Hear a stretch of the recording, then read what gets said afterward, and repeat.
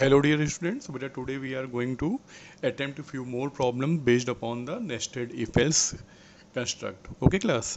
So in the last class children we have learned that how can we make the very short program for the nested if else statement. But children today we are going to attempt a different kind of problem which you will get in this topic. Okay, and for that purpose children, first of all you have to go through the problem. So just look at the problem first. What is told that define a Java class bookshop for a shopkeeper who provides the book to his customers on the rent. Okay, and calculate the amount with the help of following table. फिर बेटा एक table दी है यहाँ पे, क्या बोला है, days first 5 days ₹2 per day. Okay, means if you will hire a book for 1 day, then you have to give the rent for ₹2 only. Okay, for next 10 days means children, after the first 5 days, next 10 days means day number 6 to day number 15, your rent will be ₹3 per day. Next 10 days means after day number 15 means day number 16 to 25. Okay, the rent will be ₹5 per day. And after 25 days, ठीक है, your rent will be ₹7 per day. Okay class, so fit is the situation. And the important thing is here children, the table. Okay, in the table children, range is not given, the words are used first and next, so you have to be very careful.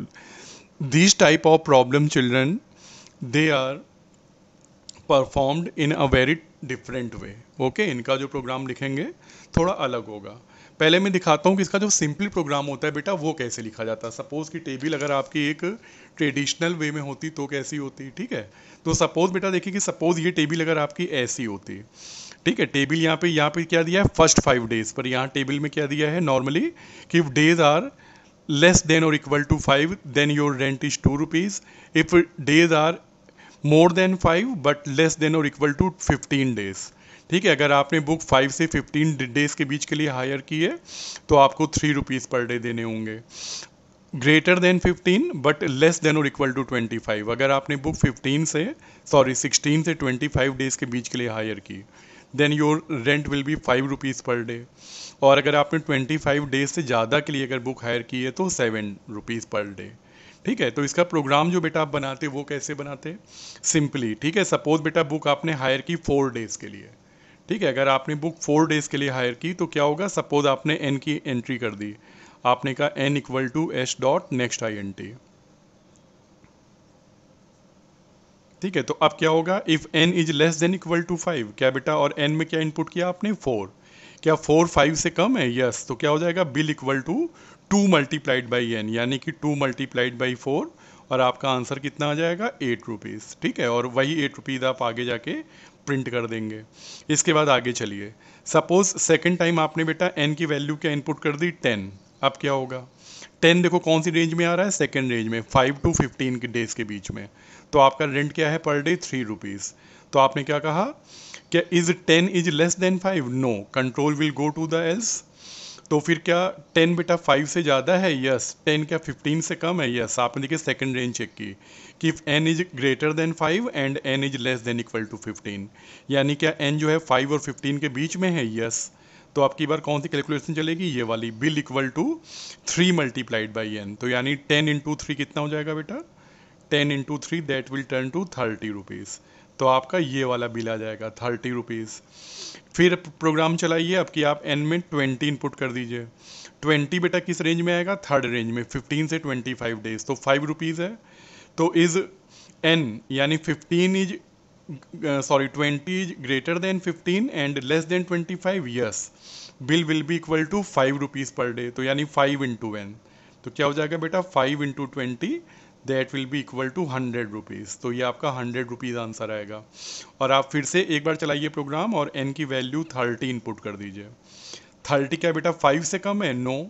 35 से ज़्यादा है but 15 से कम है, yes, sorry, no. 15 से कम नहीं है, 5 से ज़्यादा है. सेकंड कंडीशन रॉन्ग है, तो इस एल्स पे आ जाओगे. तो क्या n 15 से ज़्यादा है, 30 15 से ज़्यादा है, yes, but 13 is not less than और इक्वल टू 25. तो सेकंड वाली कंडीशन रॉन्ग हो गई और कंट्रोल कहाँ जाएगा, एल्स पे. तो बेटा जब 25 से भी कम नहीं है यानी 25 से ज़्यादा है, ठीक है, तो एल्स पे आओगे तो खाली अब एक ही चीज़ और बची है, ₹7. तो यानी 7 into 30 that will turn to 210 और ये आपका फाइनल आंसर होगा। तो बेटा ये डायरेक्ट कैलकुलेशन है जहाँ पे आपको रेंज दे दी जाती है कि नहीं। लेकिन जो प्रॉब्लम हम लोग करने जा रहे हैं वो थोड़ी सी डिफरेंट है। यहाँ पे क्या बोला है कि फर्स्ट 5 डेज का रेंट 2 होगा, ठीक है, 2 रुपीज़ पर डे। पर उसके बाद अगले जो 10 डेज होंगे तब आपका रेंट बढ़ के पर डे जो है ना 2 नहीं रहेगा, तब आपका डे नंबर 6 से लेके डे नंबर 10 तक, सॉरी डे नंबर 6 से लेके डे नंबर 15 तक आपका जो रेट पड़ेगा पर डे वो 3 रुपीज़ हो जाएगा, ठीक है। यानी अलग अलग डेज पे अलग अलग रेट आपके अप्लाई हो रहे हैं। तो पहले बेटा इसकी जो सिंपल कैलकुलेशन है जरा वो सीख लीजिए। हम एन की जो अलग अलग वैल्यूज़ हैं वो लेके देखते हैं। पहली सिचुएशन जब बेटा एन की वैल्यू 4 है तो आप देखो ये कौन सी रेंज में जाएगा, फर्स्ट 5 डेज में, ठीक है। तो फर्स्ट 5 डेज और आपने बुक लिए 4 डेज के लिए, तो क्या आपके लिए कैलकुलेशन कितनी होगी, 4 × 2, यानी आप कितने रुपए दोगे, 8 रुपीज़, ठीक है। सेकेंड टाइम चलाइए, एन की वैल्यू बेटा आपने 10 दे दी, तो एन की वैल्यू 10 के लिए देखिए, फर्स्ट 5 डेज 2 रुपीज़, तो बेटा जो फर्स्ट जो 5 डेज हैं उनके लिए आप क्या करोगे, केवल 2 रुपीज़ दोगे। तो 5 2 = 10। तो अब आप देखिए आपने बुक ली है 10 डेज के लिए, लेकिन पहले जो 5 दिन है, पहले 5 दिन का रेट केवल 10 रुपीज़ लगेगा, ठीक है। फिर इसके बाद नेक्स्ट 10 डेज, यानी कि इसके बाद बेटा फिर कितने दिन और बचे आपके पास, 10 में से 5 माइनस कर दीजिए, तो बाकी जो 5 डेज हैं यानी कि डे नंबर 6 to 10, ठीक है। देखिए डे नंबर 1 से लेके 5 तक तो आपने पर डे 2 रुपीज़ दिए रेंट के, पर डे नंबर 6 से लेके 10 तक ये जो आखिरी के जो 5 डेज हैं इनमें आपका रेट लगेगा 3 रुपीज़, यानी कि 5 3 × 15। तो ये देखिए टोटल कितना आ गया आपका 25 रुपीज़, सही है कि नहीं। तो ये बेटा ध्यान रखना है। तो देखिए इस 25 रुपीज़ में दो तरह के रेट अप्लाई हुए हैं, 2 रुपीज़ भी अप्लाई हुआ है और 3 रुपीज़ भी अप्लाई हुआ है, ये ध्यान रखिए। एक और एग्जाम्पल देखते हैं फिर। सपोज आपने एन की वैल्यू कितनी डाल दी, 20। अब क्या होगा, तो देखिए फर्स्ट 5 डेज यानी कि डे नंबर 1 to 5, ठीक है, आपका जो रेट लगेगा 5 × 2 यानी कि 10 रुपीज़। इसके बाद फिर देखिए क्या बोला है, नेक्स्ट 10 डेज यानी कि डे नंबर 6 से लेके डे नंबर 14 तक, है कि नहीं, सॉरी डे नंबर 15 तक। तो अगले जो 10 डेज हैं बेटा, अगले 10 डेज में आपका रेट कितना हो जाएगा, 3 रुपीज़ के लिए, ठीक है। तो यानी कि 10 × 3 कितना हो गया, 30 रुपीज़। तो अब आप ये देखो बेटा, आपने पहले 5 दिन और अगले 10 डेज, ठीक है, इन दोनों का बिल आप निकाल चुके हैं, 15 दिन का बिल आप ऑलरेडी कैलकुलेट कर चुके हैं। बाकी दिन और कितने बचे, तो आपको पता है कि 20 डेज थे, तो पहली रेंज कवर हो गई, सेकंड रेंज कवर हो गई, फिर इसके बाद डे नंबर 16 से लेके डे नंबर 25 तक आपका 5 रुपीज़ है। तो बेटा बाकी जो दिन आपके बचे 16 से लेके 20 तक, इसका जो रेट लगेगा आपका आखिरी के जो 5 दिन है, इसका रेट आप कितना दोगे, 5 रुपीज़ के हिसाब से, यानी 25 रुपीज़, ठीक है। तो अब आप देखो कि आपका जो है कितना बिल आया, 65 रुपीज़, सही है कि नहीं। अब की बार आप दोगे बिल 65, और इस 65 में आप क्या देख रहे हैं, हर तरह के रेट अप्लाई हुए हैं, 2 रुपीज़ भी दिया है आपने, 3 रुपीज़ भी दिया है और 5 रुपीज़ भी दिया है। अब आपको थोड़ा थोड़ा समझ में आ रहा होगा बेटा, ऐसी जो कैलकुलेशन है इनको हम लोग क्या बोलते हैं, slab wise calculation. They are known as slab wise, we call them slab wise calculation, ठीक है। एक और एग्जाम्पल देखिए नंबर 4 पे, अगर आपने एन की वैल्यू 30 डाल दी, ठीक है, तो अब आप देखो डे नंबर 1 to 5 यानी पहले 5 दिन का बिल आप क्या दोगे, 5 × 2 यानी 10 रुपीज़। फिर इसके बाद डे नंबर 6 से लेके डे नंबर 15 अगले जो 10 डेज हैं, अगले 10 डेज का बिल है 3 रुपीज़, यानी 10 × 3 30 रुपीज़। फिर इसके बाद देखिए डे नंबर 16 से लेके डे नंबर 25 यानी नेक्स्ट 10 डेज का बिल क्या है, 5 रुपीज़ के पर डे के हिसाब से। तो यानी अगले 10 डेज का आप दोगे 5 रुपीज़ के पर डे के हिसाब से 50 रुपीज़। और इसके बाद फिर आफ्टर 25 डेज, तो ये देखिए बेटा, पहले 25 डेज मेरे पास हो गए, ये बिल आ चुका है, पर मैंने बुक कितने दिन के लिए, 30 डेज के लिए ली है। तो यानी कि अभी 5 दिन और बचे हैं। ये 5 दिन कौन से हैं, डे नंबर 26 से लेके डे नंबर 30 तक। तो ये जो लास्ट के जो 5 डेज हैं, इसका बिल कितना होगा, 7 रुपीज़ के हिसाब से, यानी 5 × 7 35 रुपीज़। तो अब आप देखिए आपका बिल कितना हो गया, 125 रुपीज़, है कि नहीं, 40 90 एंड 125। क्लियर है क्लास। तो अब आप देखिए ये जो 125 रुपीज़ आप दोगे आफ्टर 30 डेज बुक का रेंट, इसमें आप देखिए हर तरह का रेट अप्लाई हुआ है, 2 रुपीज़ भी, 3 रुपीज़ भी, 5 रुपीज़ भी और 7 रुपीज़ भी। तो बेटा ये प्रॉब्लम स्लैब वाइज है, ये आप कैसे पहचानोगे कि आप इनमें देखिए जो मेनली जो टेबल दी जाती हैं, इनके बेटा जो टेबल में रेंजेस पे ध्यान दीजिएगा। ये लोग कैसे देते हैं, फर्स्ट और नेक्स्ट। तो ये 2 वर्ड याद रखेगा, अगर फर्स्ट और नेक्स्ट अगर यूज़ करें टेबल में तो आप समझ जाएंगे कि ये स्लैब वाइज कैलकुलेशन है। और इसका प्रोग्राम कैसे लिखा जाएगा, अब जरा ये देखते हैं। तो देखिए बेटा प्रोग्राम, आपको पता है प्रॉब्लम क्या है कि रीड कर चुके हैं। आपको यूज़र से नीचे लिखा है write a program to input the number of days and to calculate and print the rental for the book. ठीक है, तो देखिए मैंने यहाँ पे स्कैनर क्लास को कॉल किया, फिर मैंने यहाँ पे जो है स्कैनर से input number of days n equal to h dot next int, मैंने यूज़र से n की एंट्री ले ली। सपोज बेटा आपने पहली बार n की वैल्यू 4 इनपुट कर दी, तो मैंने कहा int रेंट इक्वल टू 0, एक रेंट नाम का वेरिएबल मैंने डिक्लेयर किया। फिर अब आप चेक करिए प्रोग्राम, मैंने कहा if n is less than equal to 5। बेटा मैंने अपनी पहली कंडीशन चेक की कि क्या n की वैल्यू 5 से कम है, यस, 4 इज लेस देन 5। तो रेंट कितना हो गया, 2 इंटू n, यानी कि 2 इंटू 4। कितना आ गया बेटा आपका आंसर रेंट में, 8 रुपीज़। और फिर ये यहाँ तो जाएगा नहीं एल्स में, यहीं से सीधे बाहर आ जाएगा और क्या प्रिंट हो जाएगा, rent of the book is ₹8। सही है ना, और प्रोग्राम विल बी ओवर। पर इसके बाद अब जरा ध्यान दीजिएगा, सेकंड टाइम आपने प्रोग्राम चलाया और n की वैल्यू आपने 10 इनपुट कर दी। अब देखिएगा if n is less than 5, क्या बेटा नंबर ऑफ डेज 5 या 5 से कम है, नो, यानी पहली रेंज के तो बाहर है। कंट्रोल कहाँ चला जाएगा आपका, एल्स में। एल्स में अब देखिए क्या कंडीशन है, else if n is less than equal to 15, क्या बेटा डेज आपके 15 से कम है। अब आप ये देखो यहाँ 15 कहाँ से आ गया, 15 तो कहीं टेबल में दिया भी नहीं है। तो बेटा ये 15 कहाँ से आया, फर्स्ट 5 डेज और उसमें आपने क्या किया, नेक्स्ट 10 डेज ऐड कर दिए। तो 5 और 10 को जब आपने ऐड किया तो कितना आ गया, 15 आ गया। ठीक है, तो डेज अगर आपके क्या 15 से कम है तो आपने n की वैल्यू क्या इनपुट की है, 10। सही बात है बेटा, 10 जो है 15 से कम है, यानी ये कंडीशन ट्रू है। तो देखिए कैलकुलेशन अब आपकी ये चलेगी, 2 इंटू 5। देखिए सबसे पहले मैंने क्या बोला, 2 इंटू 5। ये क्या किया आपने बेटा, ये जो 2 इंटू 5 है ये आपके फर्स्ट डेज के, जो फर्स्ट 5 डेज का 2 रुपीज़ के हिसाब से रेंट है। ठीक है कि नहीं, 2 इंटू 5 ये आपने फर्स्ट 5 डेज का रेंट निकाल लिया, तो ये 10 रुपीज़ आ गया, क्योंकि पहले 5 दिन का आपको केवल 2 रुपीज़ के हिसाब से रेंट देना है। इसके बाद आगे चलिए, बाकी के जो दिन है 3 इंटू n-5। बेटा n में से 5 माइनस कर दीजिए, तो ये क्या हो जाएगा आपका 3 इंटू 10-5, यानी कि 5। ठीक है, ये कितना आ जाएगा आपका 15। तो अब आप ये देखो कि आपने n में से 5 क्यों माइनस कर दिया, क्योंकि बेटा फर्स्ट 5 डेज का बिल आपने ऑलरेडी यहाँ पे ऐड कर लिया है। 2 इंटू 5 आपने पहले जो 5 दिन थे उनका 2 रुपीज़ के हिसाब से रेंट निकाल के ऐड कर लिया, और फिर 3 रुपीज़ के हिसाब से, 3 रुपीज़ के हिसाब से आपने बाकी जो डेज थे n में से 5 माइनस करके बाकी जो दिन बचे उसको 3 से मल्टीप्लाई कर लिया। तो आपका आंसर कितना आ गया, 10 + 15 यानी कि 25 रुपीज़। ओके, आई होप कि आपको थोड़ा सा समझ में आया होगा यहाँ पे। इसके बाद फिर आगे चलिए, अगली बार आपने प्रोग्राम चलाया और क्या इनपुट कर दिया, 20 डेज़। अब देखिए 20 डेज़ की कैलकुलेशन कैसे होनी है। 20 डेज़ में देखिए पहले 5 दिन का 5 इंटू 2, अगले 10 डेज़ का 10 इंटू 3 और बाकी 5 दिन का 5 रुपीज़। यहाँ पे 3 रेट लगेंगे अलग अलग। ठीक है ना, पहले 5 डेज़ के 2 रुपीज़, नेक्स्ट 10 डेज़ के 3 रुपीज़ और लास्ट के 5 डेज़ के 5 रुपीज़ के हिसाब से। तो अब ये वाली कैलकुलेशन कैसी होगी, मैं यहीं सामने रख देता हूँ कैलकुलेशन।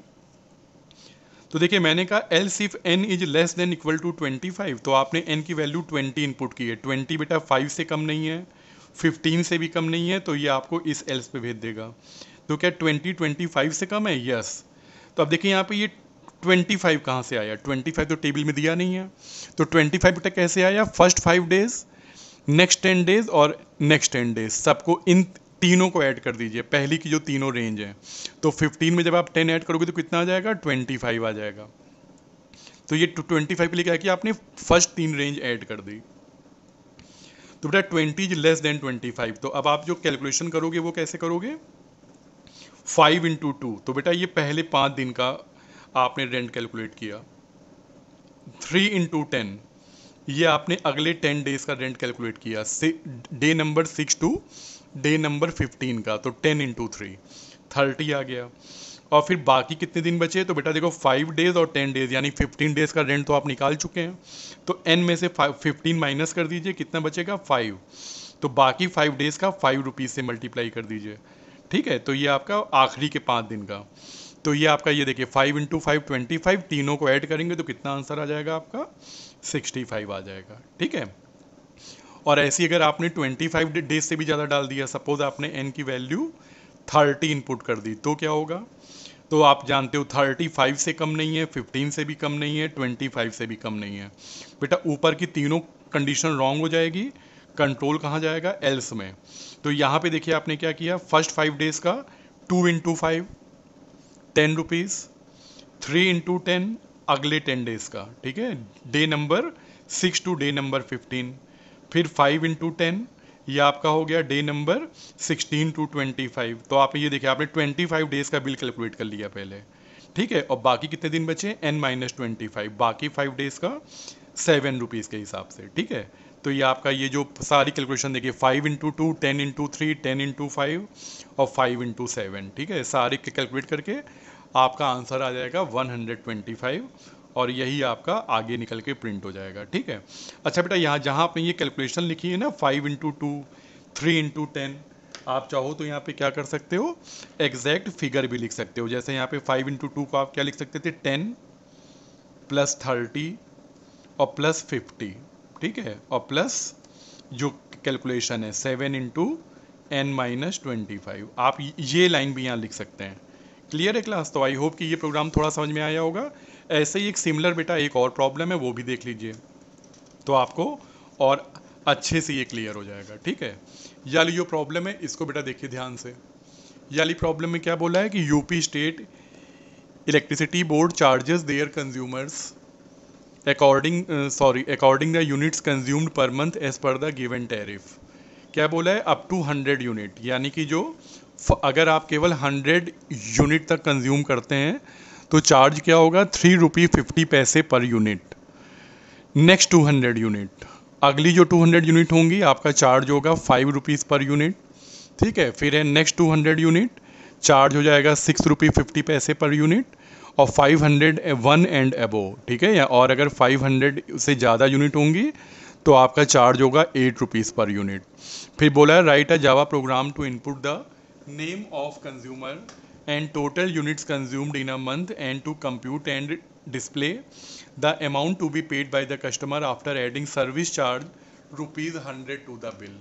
ठीक है बेटा, तो यहाँ पे आपकी बार हमें एक बिजली का बिल, एक इलेक्ट्रिक बिल हमें कैलकुलेट करना है।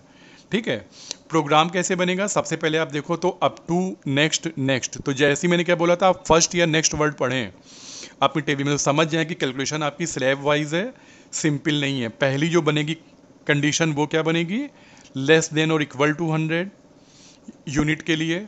अगले वाले में क्या करेंगे सॉरी, नेक्स्ट 200 यूनिट, तो बेटा 100 में 200 ऐड कर दीजिएगा, तो अगली जो कंडीशन है वो क्या बनेगी, नेक्स्ट लेस देन और इक्वल टू 300। अगला पढ़िए क्या है, नेक्स्ट 200, तो बेटा 300 में 200 और ऐड कर दीजिए, तो ये क्या बनेगा, लेस देन और इक्वल टू 500। तो बेटा पहले तो अपनी जो कंडीशंस हैं वो बना लीजिए। ठीक है, इसके बाद फिर अपनी प्रॉब्लम को सॉल्व करिए। आइए देखिए क्या आंसर है। तो बेटा मेन में जाओगे, न्यू स्कैनर, एस नाम का ऑब्जेक्ट बनाया, enter name and number of unit. तो सबसे पहले आपने कहा string name equal to S dot next line, आप नेम की एंट्री ले लो। सपोज हमने नेम क्या डाल दिया, XYZ। फिर इसके बाद आपने यूज़र से यूनिट की एंट्री ली। ठीक है, कि आपने कितनी यूनिट कंज्यूम की। सपोज बेटा अब हम लोग अपना प्रोग्राम यहाँ पे एग्जीक्यूट करके देखते हैं। पहली कंडीशन, सपोज आपने यहाँ पे यूनिट की एंट्री कर दी 80। ठीक है, तो अब देखिए यहाँ पे जब 80 यूनिट यहाँ पे इनपुट की है तो अब कैलकुलेशन कैसे होगी, डबल बिल इक्वल टू 0। और देखिए पहली condition, is unit is less then 100। ठीक है, तो बेटा यहाँ पे ठीक लिखा, ये क्या होगा, लेस देन और इक्वल टू 100। ठीक है ना, क्योंकि अप टू 100 यूनिट है ना, तो यूनिट इज लेस देन और इक्वल टू 100, यस। तो बिल क्या हो जाएगा, 3 रुपये 50 पैसे मल्टीप्लाइड बाई यूनिट। तो यानी कि आप क्या करोगे, 80 को 3 रुपये 50 पैसे से मल्टीप्लाई कर दोगे। ठीक है, तो आपका जो आंसर है वो कितना हो जाएगा, 280 रुपीज़। ठीक है, तो ये आपका आंसर हो जाएगा और यही आपका बिल में जाके स्टोर हो जाएगा। ठीक है, ये देखिए बिल इक्वल टू दिस, और फिर ये कंट्रोल आपका इफ एल्स से बाहर हो जाएगा। बिल में आप क्या करोगे, ₹100 ऐड करोगे, क्योंकि प्रॉब्लम में क्या बोला था कि you have to add service charge ₹100 to bill. तो ये देखिए मैंने बिल में ₹100 ऐड किया और फिर बाहर निकल के आपने यही सब चीज़ें प्रिंट करा दी कि name is XYZ, number of units consumed is 80 and final bill to pay कितना आया था ₹280।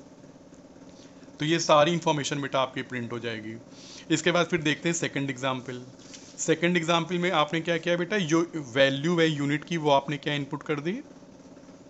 सपोज आपने इनपुट कर दी बेटा 200। तो अब क्या होगा, तो अब देखिए जब ये 200 के लिए चलेगा तो कैसे चलेगा।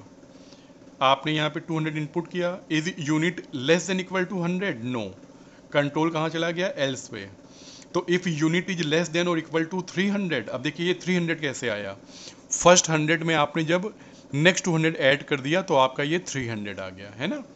तो क्या यूनिट बेटा 300 से कम है, यस। आपने क्या इनपुट किया है यूनिट में, 200 इनपुट किया है। तो अब आपको पता है ना बेटा कि ये जो 200 है ये कैसे कैलकुलेट होना है।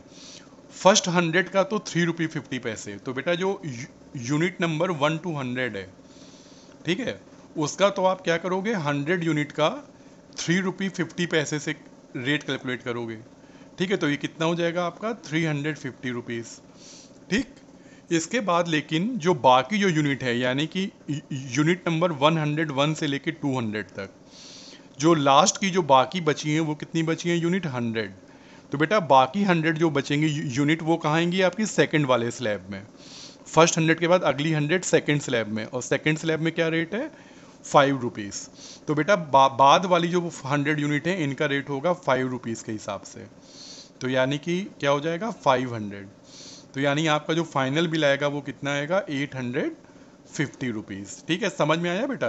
तो इस 850 में क्या होगा, दोनों तरह के रेट लगे हुए हैं। पहली जो 100 यूनिट थी उसमें ₹3.50 और बाद की जो 100 यूनिट है उसमें ₹5। तो आपको दोनों तरह के रेट से अप्लाई करके अपना बिल कैलकुलेट करना पड़ेगा। तो ये देखिए यहाँ पे ये काम कैसे किया मैंने, आपकी जो यूनिट है क्या वो 300 से कम है, यस। तो ये देखिए 300 इंटू 50, मैंने पहली जो 100 थी यूनिट उसको ₹3.50 से मल्टीप्लाई किया और बाकी जो थी यूनिट उसको मैंने ₹5 से मल्टीप्लाई किया। बाकी की कितनी बची, यूनिट माइनस 100।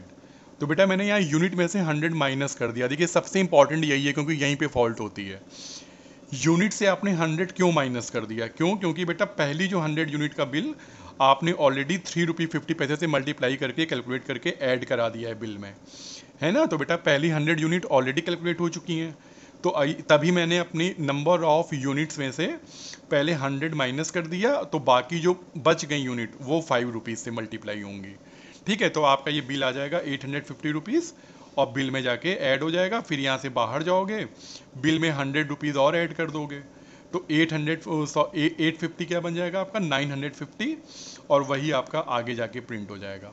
तो ठीक है, ऐसी बेटा फिर एक और चलाइए। अब की बार हमने क्या इनपुट कर दिया, थर्ड टाइम हमने इनपुट किया यूनिट 400। अब क्या होगा, तो देखिए पहले बेटा 400 यूनिट का पहले क्लासिफिकेशन करिए, क्या क्या डिवीज़न होगा। तो देखिए पहली आपकी होंगी यूनिट 1 से लेके 100 तक, ठीक है, यानी कि 100 यूनिट जो पहली है वो ₹3.50 से मल्टीप्लाई होंगी। फिर क्या है, नेक्स्ट 200 यूनिट यानी कि यूनिट नंबर 101 से लेके यूनिट नंबर 300 तक, अगली जो 200 यूनिट होंगी उनका रेट होगा ₹5। तो यानी कि 200 इंटू 5, ठीक है, तो ये कितना हो जाएगा आपका ₹1000। और ऊपर वाला कितना आएगा बेटा आपका ₹350। तो ये देखिए बेटा आपने 200 और 100 300 यूनिट का बिल निकाल लिया। बाकी कितनी बची यूनिट, 301 से लेके 400 तक। तो ये आपकी आखिरी की जो 100 यूनिट है उनका रेट होगा ₹6.50, यानी कि ₹650। तो अब देखिए टोटल बिल कितना आ जाएगा आपका, ठीक है, ये देखिए आपका बिल आ जाएगा ₹2000। तो अब इस कैलकुलेशन को आप प्रोग्राम में कैसे दिखाओगे, तो देखिए आपने क्या इनपुट की वैल्यू यूनिट की 400। तो अब देखिए 400 वाला कैसे कैलकुलेट होगा, क्या बेटा 400 100 से कम है, नो। क्या यूनिट आपकी 300 से कम है, नो। तो अब ये कहाँ जाएगा, इस एल्स पे। तो क्या आपकी यूनिट 500 से कम है?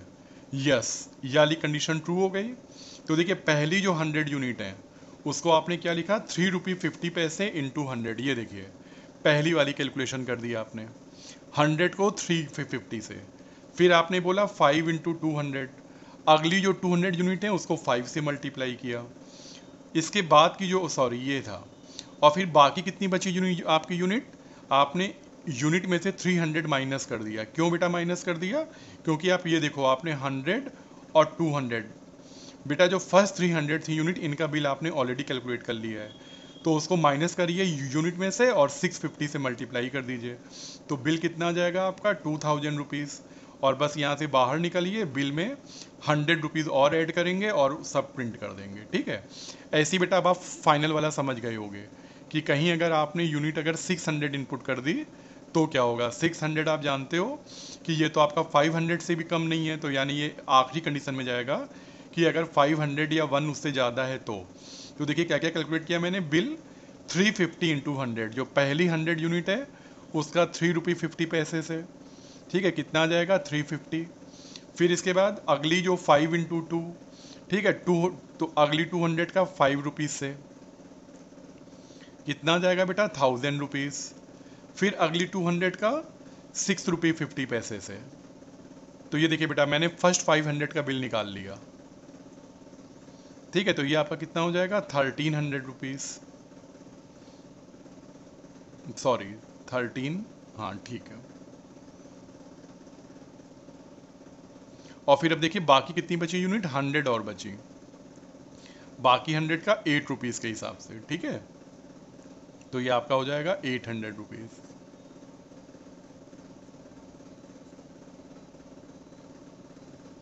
तो बेटा बिल आपका आ जाएगा 3450, ठीक है। तो ये देखिए बेटा यहाँ पे सार आपने फर्स्ट 100, नेक्स्ट 200, नेक्स्ट 200, और फिर ये देखिए 500 का कैलकुलेट कर लिया और पहले यूनिट में से 500 माइनस कर दीजिए कि जो बाकी बची यूनिट उसका 8 रुपीज़ के हिसाब से, ये वाला, ठीक है, कैलकुलेट करके आपने ऐड कर दिया, फिर बिल में 100 रुपीज़ ऐड करिए और अपना फाइनल बिल पे कर दीजिए। क्लियर है क्लास? तो बेटा ये हम लोगों ने यहाँ देखा कि स्लैब वाइज कैलकुलेशन कैसे करनी है, ठीक है ना। तो ध्यान रखिएगा कि जब भी आप अपने एक टेबल में फर्स्ट नेक्स्ट या अप टू नेक्स्ट ऐसा कुछ भी देखेंगे, रेंज नहीं दी जाएगी, तो फिर आप समझ जाइएगा कि ये जो है सिंपल कैलकुलेशन नहीं है, थोड़ी ट्रिकी वाली कैलकुलेशन है। इसमें आपको रेंज अपने आप ऐड करके बनानी पड़ेगी और हर एक स्लैब का अलग अलग यूनिट पे अलग अलग रेट अप्लाई होंगे। ओके क्लास, तो चलिए फिर आगे मिलेंगे तो हम लोग और कैलकुलेशन करेंगे। Okay, for that today thank you very much.